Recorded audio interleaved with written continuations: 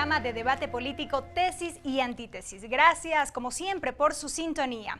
El pasado martes 22 de diciembre se llevó a cabo la continuación del segundo y definitivo debate del proyecto de ley de tierras rurales y territorios ancestrales. Se mantiene la expectativa por lo que será la votación final ya de este documento. Y en cuanto a su contenido, vamos a dialogar en este programa con los asambleístas Virgilio Hernández y Luis Fernando Torres. Yo soy Belkis Sánchez y en los próximos 30 minutos estaré moderando este debate político. Recuerden que Tesis y Antítesis llega a ustedes gracias a la señal de la radio de la Asamblea Nacional, de Televisión Legislativa del Ecuador por los canales 42 en Quito, 22 en Guayaquil, 27 en la ciudad de Cuenca. Este programa también lo pueden seguir por la web a través de envivo.asambleanacional.gov.es. Agradecemos, como siempre, la reproducción a la red de canales comunitarios regionales del Ecuador, asociado se crea, y al portal de noticias ecuadorenvivo.com. Aquí iniciamos y de inmediato vamos a revisar un resumen de lo que fue la continuación de este segundo debate por cortesía de TVL Noticias.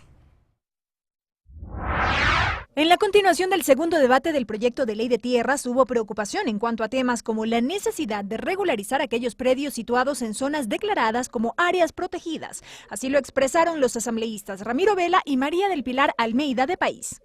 Y que encontremos una forma legal, una forma justa, una forma equitativa de redistribuir esa tierra a quienes la tienen. Alrededor de 5 millones de hectáreas de nuestro territorio nacional es parte de las áreas protegidas de nuestro país. De estas 5 millones de hectáreas, 1,5 millones de hectáreas han estado mucho antes de que esta zona sea declarada como área de protección en manos de propietarios particulares. También en lo concerniente a la prohibición establecida en la norma para que empresas extranjeras adquieran, arrienden o tomen en usufructo tierras rurales en el territorio nacional para proyectos de producción agraria o en la zona marino-costera. El oficialista Cristian Viteri y la segunda vicepresidenta de la Asamblea Nacional, Marcela Aguiñaga. Yo creo que una cosa es prohibir y otra cosa muy distinta es regular. No veo el sustento por el cual se impida o se ponga una prohibición para propiedades de empresas públicas o privadas extranjeras en zonas marino-costeras. Asimismo, se dijo que el proyecto de ley contempla disposiciones que violentarían competencias municipales. Ni el COTAD ni ninguna otra ley le da atribución o potestad alguna para que otra entidad de gobierno o institución interfiera en el ejercicio de expresas normativas y ejercicio de competencias municipales. De su lado, el discurso del opositor Luis Fernando Torres se centró en que la propuesta de ley no establece claridad, a su juicio, en cuanto a los contratos agrarios. Estos contratos señalados en la ley agraria son los únicos que van a poder celebrar los agricultores, los ganaderos, los campesinos.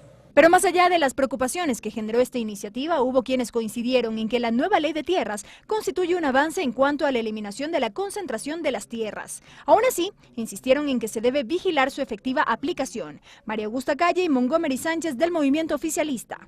Yo creo que esta ley en realidad representa un gran avance en la revolución agraria del país. Nosotros creemos y queremos de que esta ley o este proyecto de ley no quede en letra muerta, sino que se aplique como debe de ser. El debate fue suspendido por segunda ocasión con la participación de 28 legisladores. Trascendió que la reinstalación de esta sesión plenaria se cumpliría la primera semana de enero próximo.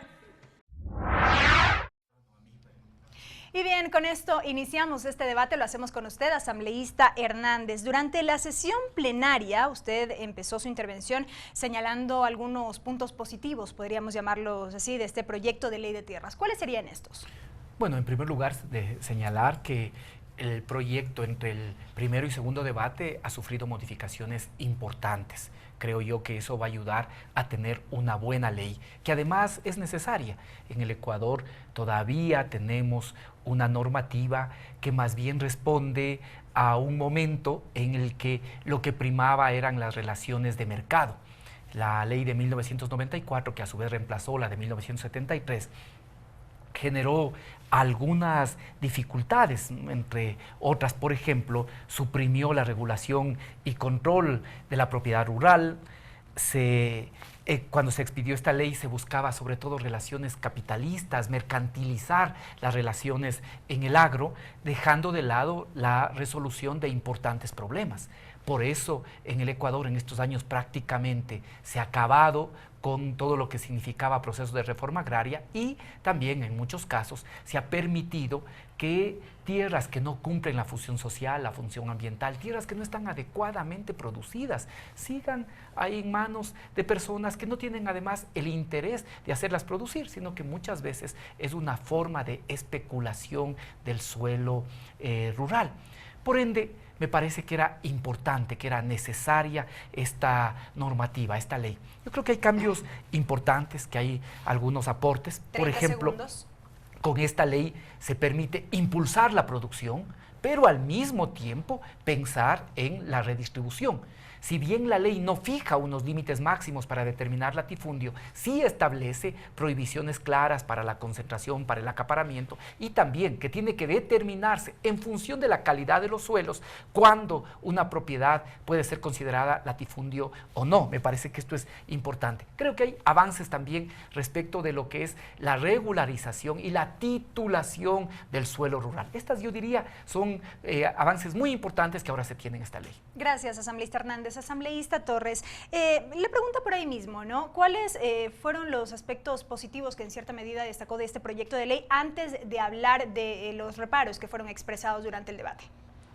La ley, en todo caso, no se parece a la vieja ley de reforma agraria, sustituye sí a la ley de desarrollo agrario, vuelve más complejas algunas relaciones en el campo, no da las suficientes garantías a propietarios, a productores. Sin embargo, en algunos temas sí hace aclaraciones que eran necesarias. Una de ellas, por ejemplo, para permitir que los campesinos de la sierra ecuatoriana puedan mantener su ganado, puedan continuar con cultivos cuando utilizan páramos en una altitud superior a los 3.300 metros.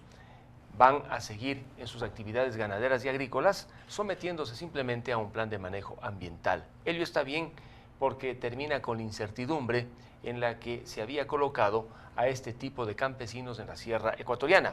Si el páramo no ha sido intervenido, la prohibición es absoluta, y ello también es correcto. Pero si el páramo ha sido intervenido, se establece esta posibilidad. Otro tema que merece ser destacado es el hecho de que ya no van los municipios a despojarle al propietario rural de los excedentes. Con esta aclaración se precautela el derecho a la propiedad de aquellos propietarios que en zonas rurales tenían excedentes que no constaban en el catastro municipal y utilizaba ese pretexto el municipio para apropiarse de un excedente que no le pertenecía. También resulta razonable en la ley que se señale que las parcelaciones en zonas rurales no urbanas no llevarán la obligación de entregar a los municipios del país un porcentaje determinado de tierra para áreas verdes. Con ello se evita también el abuso en el que han incurrido muchos municipios cuando han obligado que en parcelaciones entre herederos se entregue una superficie que inclusive en muchos casos llegaba al 30% al municipio correspondiente. Estos me parecen aciertos porque van a devolver la seguridad especialmente a estos propietarios en los páramos y en las zonas rurales. Gracias, asambleísta Torres. Asambleísta Hernández, ahora sí empecemos con las observaciones expresadas. A ver, me parece que esta ley, y por eso es bueno que no se haya votado en esta semana, que la comisión y sobre todo el ponente pueda procesar algunas de las observaciones que se realizaron en el pleno de los distintos sectores, porque me parece que hay aspectos que son sensatos, que fueron planteados por diferentes legisladores.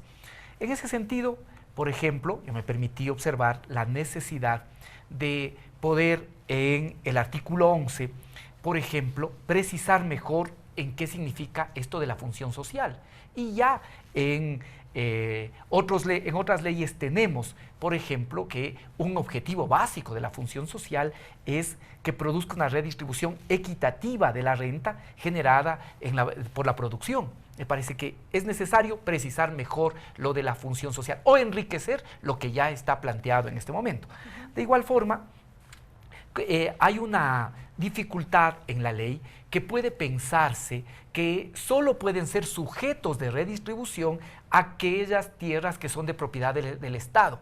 Por eso es necesario mejorar en la ley esta diferencia que hace entre propiedad pública y propiedad estatal, que puede llevar a confusión y al mismo tiempo aclarar en algunos de los artículos de la ley la necesidad que en esta función de redistribución pueden entrar las tierras del Estado, pero también pueden entrar aquellas propiedades que han sido expropiadas de acuerdo a lo que señala la misma ley. Estas son cosas importantes. De igual forma, de establecer como responsabilidad de la Autoridad Agraria Nacional una disposición para que genere mecanismos que eviten la especulación del suelo rural. Gracias, asambleísta Hernández. Asambleísta Torres, sus observaciones. El artículo 85 de la Ley de Tierras señala que no habrá afectación ni expropiación cuando en la sierra la propiedad no supere las 25 hectáreas, en la costa las 70 hectáreas y en la Amazonía las 100 hectáreas.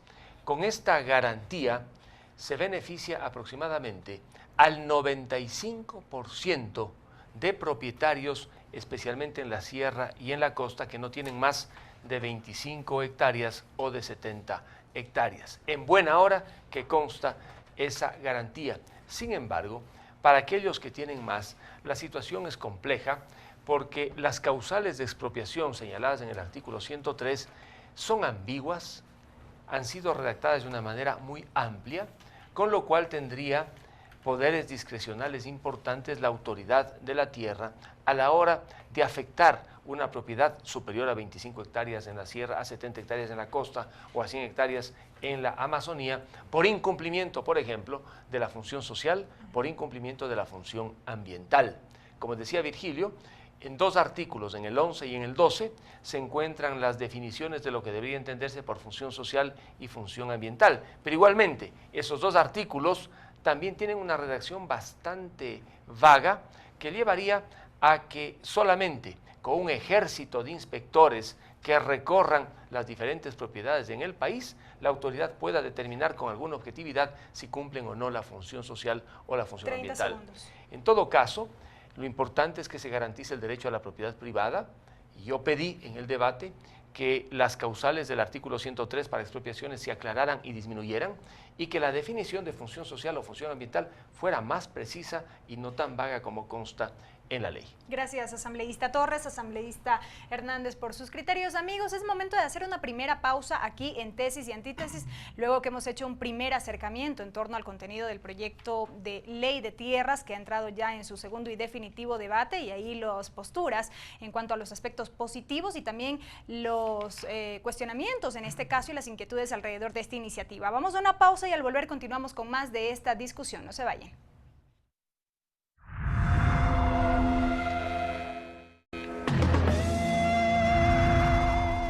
Estamos de regreso con más de Tesis y Antítesis, donde la síntesis le corresponde a usted. Llegamos hasta sus hogares gracias a la señal de la radio de la Asamblea Nacional y de Televisión Legislativa del Ecuador, también por el portal de noticias ecuadorenvivo.com y la Flaxo Radio.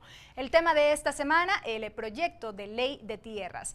De inmediato vamos a revisar un video que recoge los criterios a favor y en contra de este proyecto de ley. No puede seguir el Ecuador con la ley de 1994, en la que en esta misma sede nos impusieron a garrote los diputados del Partido Social Cristiano y el gobierno de Sixto Durán Ballén, en la que esa ley definitivamente elimina todo acceso de reforma agraria y producción para los campesinos. Se fortalece el concepto de productividad. En torno a eso gira todo este proyecto de ley, favoreciendo a los agrocombustibles y a los agronegocios para la exportación. No redistribuye la tierra. Es importante esta ley para crear los canales necesarios y poder controlar este tipo de abuso que cometen las empresas transnacionales con cultivos monopólicos, como es, por ejemplo, la balsera. Por otro lado, creemos que también quiere facilitar, ¿no es cierto?, para la concesión a la minería, la concesión, digamos, del agua.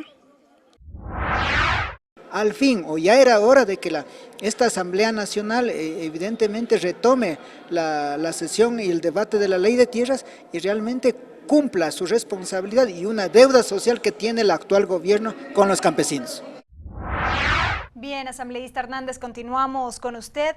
¿Hay o no efectivamente redistribución de la tierra? Porque al menos este es un elemento que ha sido bastante cuestionado a lo largo del análisis de este proyecto. Yo creo que con esta ley se abren las posibilidades de redistribución de la tierra. Esto es inobjetable realmente en el proyecto de ley, porque lo que se hace es fortalecer la Autoridad Agraria Nacional y al mismo tiempo darle la posibilidad de que pueda considerar cuando existen latifundios.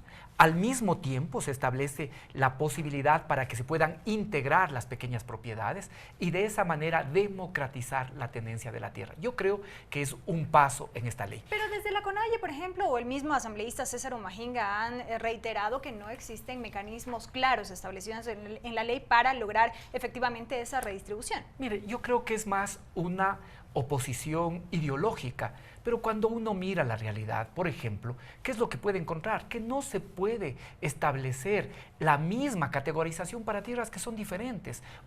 Son tierras productivas que tienen riego, que están en pisos climáticos más bajos, es decir, hay una serie de elementos que contribuyen a ver la calidad de la tierra. Por lo tanto, no es adecuado establecer, o por lo menos podría ser insuficiente, generar solo la cantidad de hectáreas como mecanismo para establecer cuál es latifundio o cuál no. Yo creo que aquí en la ley se abre la posibilidad a través de estudios técnicos puedas llevar adelante un proceso de redistribución. Eso sí, depende de la voluntad política. Yo quería contestar ya su pregunta a lo que decía Luis Fernando y también a lo que decían los amigos que se entrevistaban. Ya era hora, efectivamente ya era hora. Yo tengo una preocupación más bien respecto del artículo 85, artículo 100, porque si bien se exceptúa, esta excepción se hace para las unidades de producción de la agricultura familiar y para las organizaciones de la economía popular y solidaria, pero podría dejar abierta la puerta para que también personas que tienen tierra, que no la hacen producir, y empresas que no la hacen producir puedan estar tranquilos. Yo creo que sí hay que mirar ahí que la autoridad agraria pueda vigilar que esta excepción sea para las unidades de producción de la agricultura familiar y también para organizaciones de la economía popular solidaria, pero vigilar siempre que se cumpla la tierra con su función social. Esta es una de las preocupaciones. Y luego lo del artículo 103, obviamente estoy en desacuerdo. Yo creo que están muy claras las causales de expropiación. Profundizaremos en el siguiente bloque. Gracias, asambleísta Hernández. Asambleísta Torres, ahí al menos dos elementos que comentar. Mire, necesitamos que aumente la producción y mejore la productividad en el agroecuatoriano, para aquellos que cultivan y para aquellos que se dedican también a la ganadería. En el proyecto de ley, o en la ley más bien dicho, se señalan una serie de contratos que podrían celebrarse en el ámbito agrario. El contrato, por ejemplo, de administración productiva, de compraventa anticipada, de compraventa, de arrendamiento agrario, entre otros. El problema de estos contratos que están señalados a partir del artículo 88 es que se establece una especie de tutela administrativa. Una autoridad va a estar detrás de la celebración y durante la celebración. Se establecen causales de nulidad de los contratos distintas de aquellas establecidas en otras leyes como el Código Civil. Y sí me preocupa el hecho de que estos contratos no sean el mejor instrumento para alentar a que la gente invierta, intercambie, aumente la producción y mejore la productividad. Por ello, en el debate insistí que debería decirse de manera clara que la existencia de estos contratos agrarios previstos en la Ley de Tierras no excluyen la libre celebración de otros contratos no prohibidos en la legislación ecuatoriana. Por ejemplo, en el caso del arrendamiento, en el Código Civil existe un contrato de arrendamiento de predio rústico y también en la Ley de Tierras, con la diferencia que el contrato de arrendamiento de la Ley de Tierras gozará de esta tutela administrativa que podría generar una serie de amenazas. Ojalá, espero yo, no se restrinja la celebración de otro tipo de contratos en el sector agrario y ganadero, distintos de aquellos señalados en el capítulo 2 de la Ley de Tierras. Gracias, asambleísta Torres. Asambleísta Hernández. Sí, a ver, yo estoy de acuerdo que quizá el artículo 85 hace falta mayor precisión. Quizá estoy de acuerdo en que ese artículo, que precisamente tiene que ver con la definición y de las formas de propiedad, hace falta una mayor definición. Incluso ahí es necesario aclarar esta diferencia entre propiedad estatal y propiedad pública, que creo yo que confunde un poco. Sin embargo de eso, yo quiero decir que más bien las causales de expropiación en la ley están bastante bien. Yo incluso añadiría una, no quitaría, sino añadiría una. ¿Cuáles son estas causales de expropiación? Cuando incumpla su función social, sin ser explotadas o aprovechadas más de 2 años, que es una disposición que está desde el 73. Luego, cuando no cumplan la función ambiental, el artículo 12 define qué es la función ambiental, de tal manera que no creo que hay lugar para ambigüedad. Cuando se haya mantenido ineficientemente explotadas durante los últimos 12 meses a partir de la notificación, me parece que también es un elemento importante que no es nuevo. Cuando exista concentración en los términos y en las condiciones que establece esta ley, cuando se reincida en el incumplimiento de la función social o en la función ambiental, también está señalado en esta ley, cuando se mantengan relaciones precarias de trabajo prohibidas por la ley. Estas son las causales de expropiación que a mí me parece que responden a la realidad. Más bien yo añadiría que aquí hace falta cuando existan pasivos laborales. Ahora hay la obligación de afiliar también a los trabajadores agrícolas y, por lo tanto, debe ser una causal de expropiación. 30 segundos. Por otro lado, me parece importante también señalar que en la ley quedan abiertas la posibilidad de que se realicen todos los contratos, pero hay unos que son tutelados por el Estado. Hay unos que son tutelados por el Estado, los que están a partir del artículo 92, el contrato de administración productiva, el contrato asociativo agrario, el contrato agrario de compraventa y el contrato agrario de compraventa anticipada. Esas son tuteladas por el Estado. Sin embargo, yo también podría estar de acuerdo en que puede ampliarse y que efectivamente se permita toda forma de contratos en el ámbito agrario, siempre y todos deben ser vigilados y tutelados obviamente por la autoridad estatal. Gracias, asambleísta Hernández. Asambleísta Torres, puntualmente en lo que tiene que ver con las causales para expropiación, ¿usted se mantiene o se ratifica en que puede haber excesos? Sí, desde mi punto de vista, las causales señaladas en el artículo 103 están redactadas de manera ambigua y demasiado general. Por ejemplo, ¿cuándo la autoridad va a considerar que una propiedad no ha cumplido la función social? El literal A del artículo 103 da una clave, el literal C da otra clave, no explotada durante 2 años o ineficientemente explotada por 1 año. Al final, ¿cómo va a determinar objetivamente todo ello? La redacción debería ser mucho más apropiada. Y en cuanto a la función social, allí se dice que uno de los elementos de la función social es cuidar la fertilidad del suelo, no cometer infracciones ambientales, pero eso nos lleva a otro ámbito. Y en el tema del trabajo que tiene que desarrollar una persona sobre su propiedad, también está el financiamiento. Digamos que le notifican a una persona y le dicen, usted no está explotando eficientemente. Bueno, alguien puede decir, no lo hago porque no he tenido crédito, me han cerrado las puertas, y sin financiamiento, ¿cómo explota? Ese es otro tema que tiene que ser analizado. Pero hay un asunto importante, ¿cuál es el ámbito de la ley? En el artículo 4 se dice que la ley se aplicará fuera de las zonas urbanas. En el artículo 113 dice que se aplicará en materia de urbanizaciones y lotizaciones en tierras rurales de la periferia urbana. ¿Cómo se organizan los cantones? Tienen parroquias urbanas y parroquias rurales. Con las parroquias urbanas no hay mayor problema, pero con las rurales sí, porque una parroquia rural tiene un centro urbano regulado y planificado por los municipios, y luego de ese casco urbano en la parroquia rural viene toda la zona de expansión agrícola. 30 segundos. Y allí entonces que convendría delimitar claramente cuál será el ámbito territorial de esta ley, para que no haya confusiones en la frontera entre zona urbana y zona rural, porque si se aplica esta ley en zonas donde también se está aplicando el Código Orgánico de Desarrollo Territorial con competencias para los alcaldes, habrá un cruce en perjuicio del propietario y del ciudadano. Gracias, asambleísta Torres, asambleísta Hernández. Amigos, nos vamos a una nueva pausa. No se vayan porque al volver estaremos ya con el bloque final de este programa, donde esta semana analizamos el contenido, los alcances, en este caso del proyecto de Ley de Tierras. Regresamos.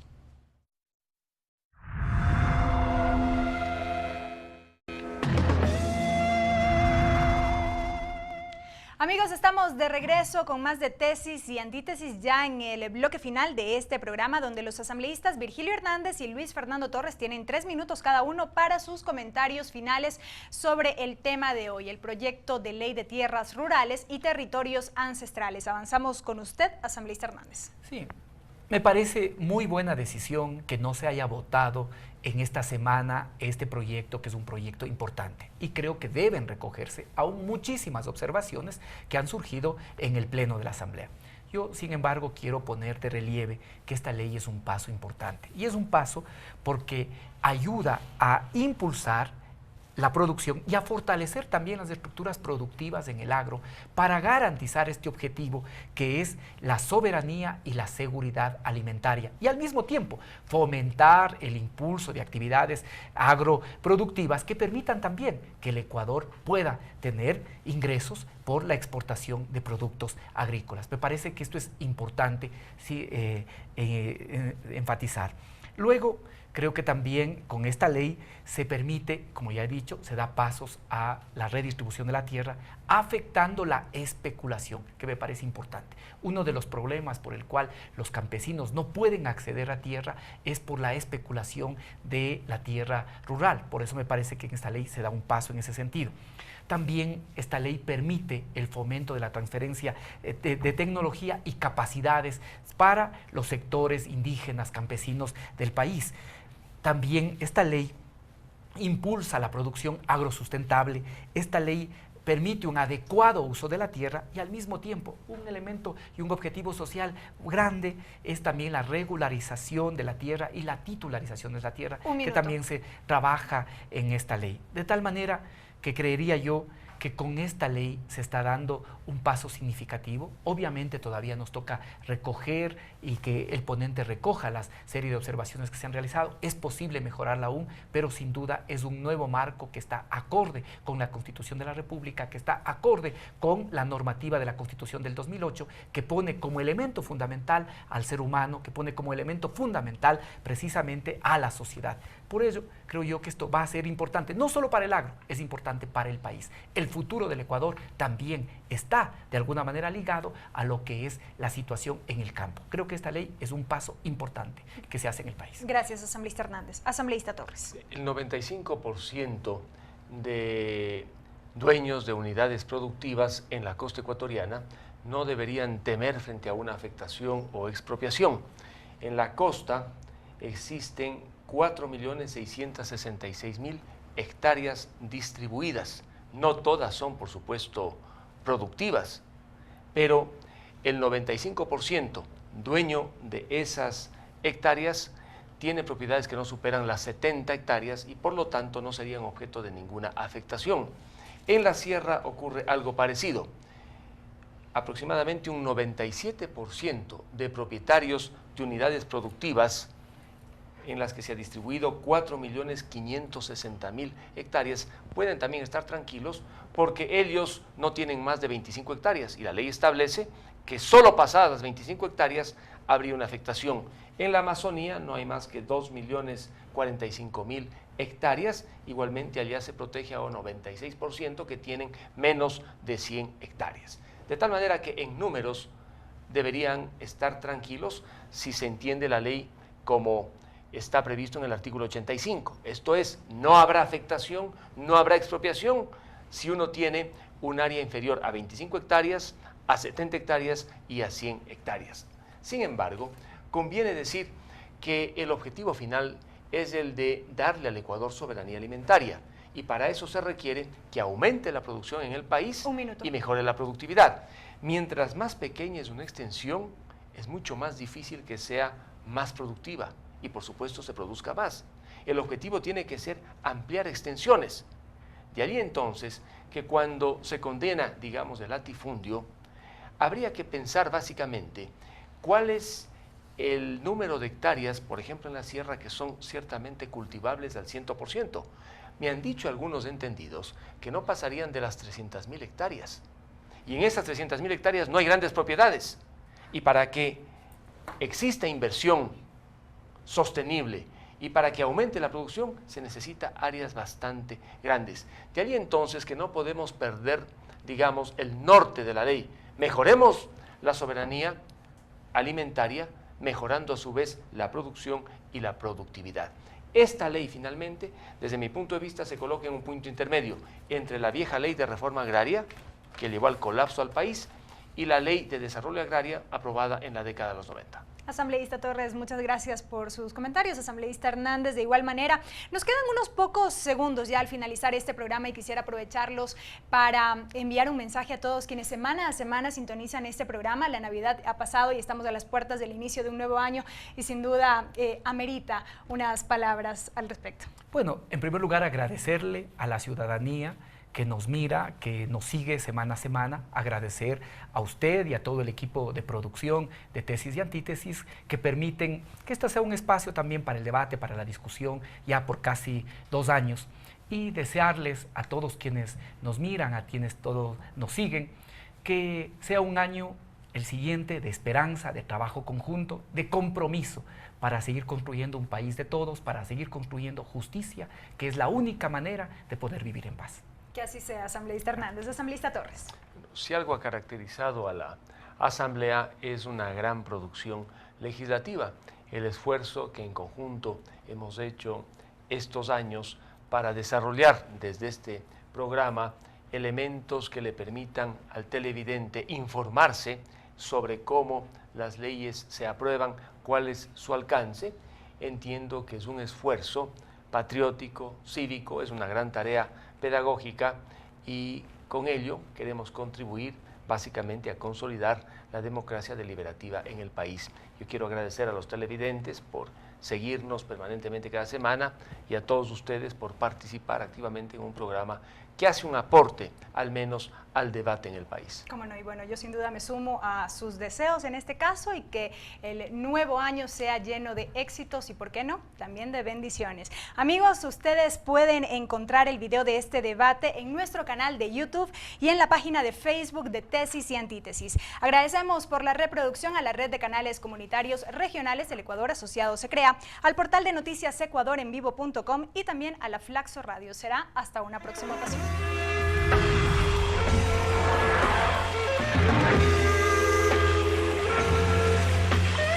Thank you.